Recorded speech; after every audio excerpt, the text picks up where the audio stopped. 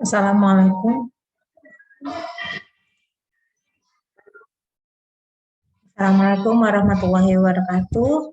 Untuk kali ini kita akan belajar terkait materi pendokumentasian SOAP, khususnya untuk yang pendokumentasian SOAP yang ini manajemen terpadu balita sakit dan tumbuh kembang ya. Ini saya izin share screen. Untuk materi ini sebenarnya saya ambil di modul keterampilan asuhan dan neonatus bayi dan balita karena memang di sana sudah lengkap dan tinggal saya menyampaikan saja ke mahasiswa semua supaya bisa satu persepsi begitu.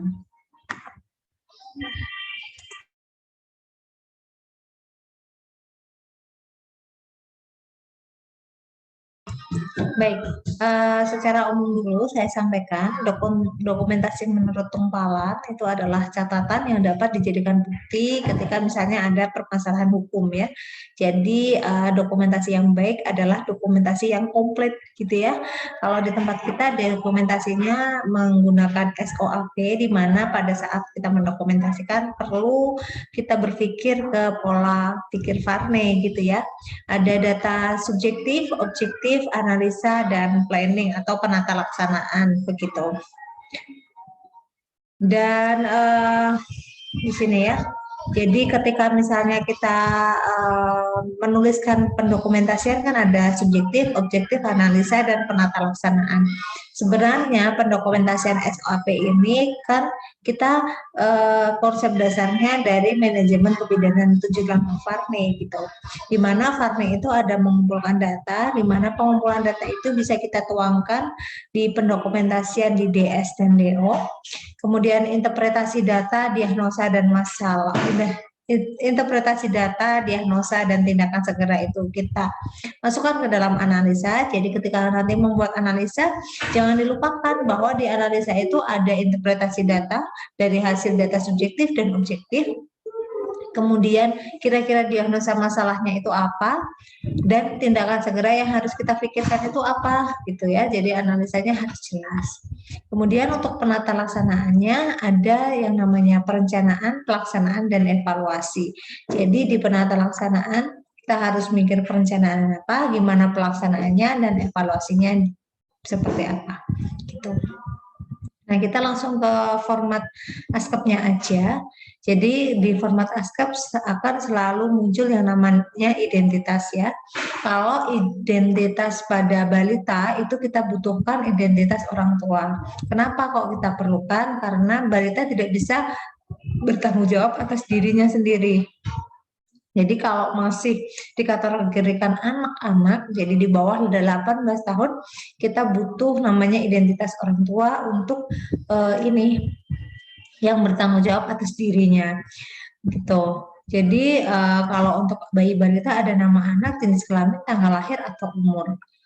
Untuk identitas orang tua sama seperti identitas pada umumnya, ada nama, umur, agama, suku bangsa, pendidikan, pekerjaan, alamat, dan nomor telepon yang bisa dihubungi gitu. Kemudian untuk data subjektif sendiri, di sini ada alasan datang atau kunjungan. Ya, jadi alasannya datang ke tempat kita itu apa? Kita harus tuliskan, kita harus tanyakan gitu ya. Kalau misalnya sakit, sakitnya berapa lama gitu ya, masuk ke dalam keluhan gitu ya. Terus riwayat penyakit sekarang ini kita harus menggali berdasarkan informasi yang pertama di alasan kunjungan. Misalnya pada alasan kunjungan anak itu datang dengan batuk gitu ya, batuk, pilek, panas gitu ya. Kemudian riwayat penyakit sekarang batuk pileknya itu sudah berapa lama gitu, terus berulang enggak gitu ya. Jadi apakah hanya bulan ini saja atau bulan-bulan kemarin juga ya gitu. Terus selain penyakit ini apakah ada riwayat penyakit yang menyertai pada kondisi anak pada saat ini gitu. Kemudian untuk riwayat penyakit keluarga, di riwayat penyakit keluarga ini yang kira-kira berkaitan dengan penyakit anak itu kita juga harus tanyakan. Misalnya batuk ya, batuk itu kita harus kepikiran apakah batuk ini ditularkan oleh keluarga lain atau tidak gitu. Ya, ini kita harus tanyakan, apakah di lingkungan keluarga ada yang batuk juga? Apakah ada yang TBC yang sekiranya dengan gejala batuk kita harus tanyakan. Dan riwayat penyakit keluarga yang lain, misalnya, apakah memang yang sekiranya mendukung dari alasan utama anak, gitu ya. Kalau di riwayat penyakit keluarga pada kasus tumbuh kembang, kita harus tanyakan apakah ada keterlambatan perkembangan pada keluarga, riwayat pertumbuhan keluarga gimana status gizinya gitu ya. Jangan-jangan status gizi anak yang sekarang atau misalnya kondisi anak sekarang pendek, kurus dan sebagainya itu karena faktor genetik begitu. Contohnya seperti itu. Dan respon keluarga ini kaitannya dengan bagaimana responnya terhadap kondisi anak sekarang. Jadi misalnya dia batuk ya, anaknya batuk, apakah sudah diberikan obat atau sudah ke tenaga kesehatan yang lain, harus kita tanyakan. Terus di sini ada riwayat kesehatan yang lalu. Jadi ada riwayat prenatal, perinatal, begitu ya. Kira-kira data ini kita bisa kita ambil di rekam medis. Kemudian riwayat pemberian nutrisi, di sini ada ASI eksklusif, ada PASI dan MPASI. Nah, ini sesuai dengan umurnya. Kita tanyakan, misalnya di usia anak kurang dari 6 bulan, kita tanyakan, ibu anaknya diberikan apa aja gitu ya. Tentunya yang kita tanyakannya kita tulis di sini. ASI kah gitu ya, kalau misalnya ASI saja, apakah ASI saja? Jika tidak, kita harus tanyakan kira-kira pendamping ASINya apa. Kalau sudah makan, makanan tambahannya apa gitu ya. Kalau misalnya anaknya memang sudah di atas 1 tahun, boleh kita tambahkan di sini riwayat pemenuhan kebutuhan sehari-hari untuk nutrisinya berapa kali, apa aja gitu ya, yang harus kita tuangkan di sini. Nah, ketika di makanan tambahan tadi balik lagi ya, kira-kira ketika masih MPASI, dia MPASI-nya seperti apa? Apakah masih bubur saring, ataukah bubur lumat, ataukah memang sudah makanan keluarga? Harus jelas gitu ya. Terus untuk pola pemenuhan kebutuhan sehari-hari ada juga. Istirahat di sini adalah tidurnya gimana ya. Anak tidur normal, semakin banyak tidur pada anak dalam batas normal ya, itu akan meningkatkan kerja otak ya. Jadi otak istirahat, artinya kita istirahat, otak akan bekerja. Jadi tumbuhan otak akan lebih optimal. Contohnya seperti itu. Terus apakah istirahatnya anak ini terganggu, kita harus tanyakan juga gitu ya, kita tuliskan di sini. Terus eliminasi anak, eliminasinya itu bisa BAK, bisa BAB ya, ada keluhan atau tidak, kita juga harus kompliti di sini. Nah, ini untuk riwayat obstetrik ibu kita harus tanyakan kenapa, untuk mengetahui dia anak keberapa gitu ya. Kemudian kira-kira riwayat laktasinya gimana, riwayat komplikasinya gimana. Ini kaitannya dengan perawatan yang diberikan oleh ibunya, salah satunya itu. Kemudian ketika dia anak yang pertama atau anak yang kedua itu tentunya akan berbeda ya. Tentunya berbeda bukan hal dalam kasih sayang, mungkin saja berbeda dengan dalam hal ini apa namanya, pembagian ini kasih sayang gitu ya. Jadi sibling rivalry-nya. Apakah memang sudah punya kakak gitu ya? Apakah kakaknya itu perannya seperti apa terhadap adiknya dan sebagainya. Terus perlu juga kaitannya dengan status kesehatan terakhir ya, di riwayat alergi, adakah alergi makanan, debu, obat begitu ya, kita bisa tanyakan. Kalau makanan misalnya ada alergi, bisa kita tuliskan ada alergi makanan berupa apa, itu harus jelas. Debu seperti itu. Terus obatnya apa saja, atau alergi yang lain misalnya alergi dingin, kemudian alergi cahaya matahari misalnya, bisa saja ya, atau alergi dengan serpihan kulit manusia, artinya dia alergi terhadap keringatnya sendiri. Kalau berkeringat dia mesti bentol-bentol dan sebagainya, misalnya seperti itu harus kita tuliskan. Kemudian untuk imunisasi dasar kita tuliskan di sini, kita centang aja begitu. Atau kalau misalnya tahu tanggalnya ya ditulis tanggalnya. Terus uji screening di sini, sebelum uji screening di sini ada imunisasi ulang ya.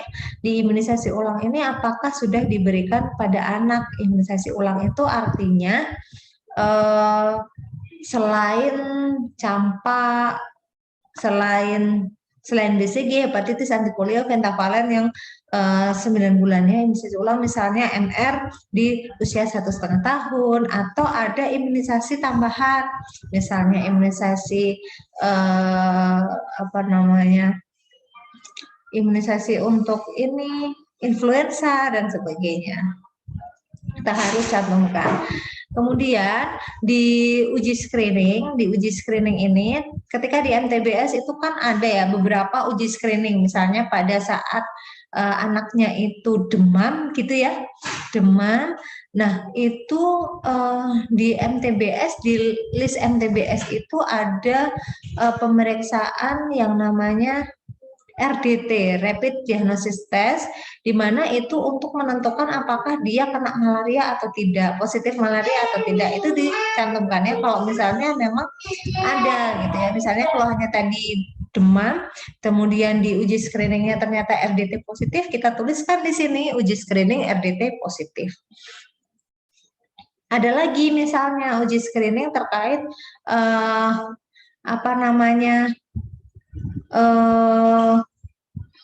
uji screening di sini kita tentukan uji screening RDT, uji screening misalnya pada demam juga dicek untuk DBD gitu ya, DBD itu kan dikasih cek apakah ada perdarahan di bawah kulit, itu ditulis juga, dilakukan cek DBD gitu ya, tourniquet, dipakai tourniquet itu. Kemudian untuk screening untuk data subjektif juga kita tanyakan riwayat pertumbuhan dan perkembangan. Selama ini pertumbuhan dan perkembangannya gimana? Apakah sesuai dengan usianya atau tidak? Apakah mengalami keterlambatan atau tidak? Atau yang seperti apa gitu ya? Misalnya ada permasalahan pada bahasanya. Kira-kira bahasanya itu mulai dia bisa ngomong itu kapan misalnya, itu kita harus gali informasi itu. Atau misalnya riwayat pertumbuhan, di riwayat pertumbuhan dia itu mulai, misalnya dia sekarang keluhannya adalah dia tidak nafsu makan gitu ya, tidak tidak ada peningkatan berat badan gitu ya, atau gizi kurang gitu. Nah riwayat pertumbuhannya kita bisa gali, Bu, kira-kira mulai susah makan kapan, terus mulai berat badan berkurang atau tidak naik itu kapan, kita tuliskan di riwayat pertumbuhan ini ya, di poin D ini. Terus untuk riwayat psikososial ini itu adalah kira-kira yang mendukung dari kondisi anak gitu ya, misalnya pada kasus tumbuh kembang gitu ya, riwayat psikososial kira-kira sering nggak diberikan stimulasi apa saja yang diberikan untuk anaknya, sering nggak anak itu bermain gitu ya, lingkungan masyarakatnya gimana, apakah di rumah terus atau anak itu ketika siang dia bermain kemudian malam baru tidur, atau main terus, atau bahkan di rumah terus nggak pernah main. Nah itu kita tulis di riwayat psikososial gitu ya. Nah kalau untuk yang di MTBS juga perlu kita cantumkan seperti itu, dan kita perlu tambahkan kira-kira psikososial di sana gimana, misalnya kondisi COVID saat ini kira-kira patuh nggak gitu ya di sana lingkungan itu terhadap protokol kesehatan, misalnya seperti itu. Nah Gitu ya, untuk data subjektif cukup. Sekarang kita ke data objektif. Di keadaan umum, kondisi ketika kita melihat secara umum gimana, apakah baik ataukah lemah gitu ya. Kemudian kesadaran kompos mentis atau letargi gitu ya. Terus untuk tanda vital, tekanan darah itu kalau anak-anak biasanya tidak dilakukan. Terus nadi, pernafasan, suhunya berapa kali gitu ya. Nadinya berapa kali, pernafasannya berapa kali kita harus cantumkan di sini. Terus suhunya berapa derajat Celcius. Kemudian untuk status gizi anak ini kita bisa dapatkan dari antropometri anak ya. Berat badannya berapa, panjang badannya berapa, lingkar kepalanya berapa, lingkar lengan atasnya berapa. Dari hasil ya, jangan dulu, nanti habis. Ini ada berat badannya tadi, ketika sudah dinilai, kita harus ukur ya dengan menggunakan set score. Kalian tahu ya set score yang di buku MTBS yang ada grafiknya warna biru untuk laki-laki, pink untuk perempuan, itu kita aplikasikan di sini. Jadi berat badan per panjang badannya berapa, di standar deviasi berapa, kita harus tulis di sini. Gitu. Jadi diinterpretasi sekalian untuk status gizinya. Gitu ya. Untuk kulitnya gimana? Kira-kira warna kulitnya apakah ada sianosis di ujung kulit kuku gitu ya, atau kuning ketika misalnya ikterus gitu, atau kemerahan gitu ya, kemerahan karena ruam dan sebagainya. Kemudian kukunya apakah sianosis atau merah atau pucat gitu ya, itu harus dilihat. Kemudian kelenjar getah bening ketika kita palpasi leher, bisa kita masukkan ke dalam pemeriksaan fisik. Nah, untuk pemeriksaan fisik di sini ada pemeriksaan kepala sampai ini sampai ke bawah ya. Jadi head to toe pemeriksaan fisiknya. Nah, pada pada kasus MTBS misalnya dia dengan keluhan batuk gitu ya. Dengan keluhan batuk dia harus kita tuliskan di sini keluhan batuknya ya kan. Di keluhan tadi batuk, pemeriksaan fisiknya kita harus tuangkan sama bukan sama, tetapi harus muncul yang ada di MTBS. Misalnya di sini, di kepala, di MTBS itu ketika keluhan batuk di posisi hidung, dia akan ada apakah ada gerakan cuping hidung, gitu ya. Nah, itu kita tulis di sini. Misalnya tidak ada gerakan cuping hidung, kita tuliskan tidak ada gerakan cuping hidung. Misalnya di sini juga ada dada ya. Dada. Kira-kira adakah tarikan dinding dada ke dalam? Gitu. Jadi minimal yang ada di MTBS harus tertuang di pemeriksaan fisik ini. Gitu. Misalnya juga di di MTBS itu juga ada misalnya dia batuk usianya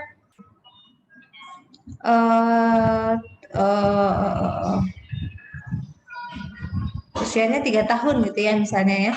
Kira-kira apakah ada di sini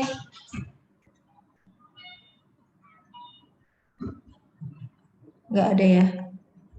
Oke, dada, payudara datar ya, puting susu kanan kiri simetris atau tidak gitu ya. Benjolan puting susu nih. Pengeluaran ini dikosongin aja tidak apa-apa. Terus pengeluarannya juga tidak ada pengeluaran tentunya ya. Kemudian keluhan pada abdomen misalnya pada kasus yang dia ini diare gitu ya. Diare itu kan ada cubitan kulit perut ya. Itu kita tuliskan di sini cubitan kulit perut kembali lambat. Anusnya kira-kira apakah ada ruam popok atau tidak ketika misalnya usianya baru di bawah 1 tahun dia pakai pampers gitu misalnya. Dan sebagainya. Intinya pada pemeriksaan fisik itu minimal kita tuliskan yang apa namanya seharusnya kita lihat pada waktu pemeriksaan fisik kan kita sudah belajar ya pemeriksaan fisik gitu ya. Nah, terus kalau untuk yang MTBS itu minimal poinnya itu harus mencakup yang ada di pemeriksaan di MTBS begitu. Oke, kemudian pemeriksaan penunjangnya apa? Tadi misalnya ketika RDT positif ya tulis di sini RDT positif. Atau uji torniket positif untuk DBD kita tulis uji torniket positif. Atau pada saat pemeriksaan serologi HIV itu positif ya kita tulis positif, kalau negatif ya negatif gitu ya. Nah, untuk hasil pengkajian Denver 2 ini kita gunakan untuk ya kasus tumbuh kembang. Kalau yang kasus MTBS di sini tidak perlu dicantumkan. Itu ya.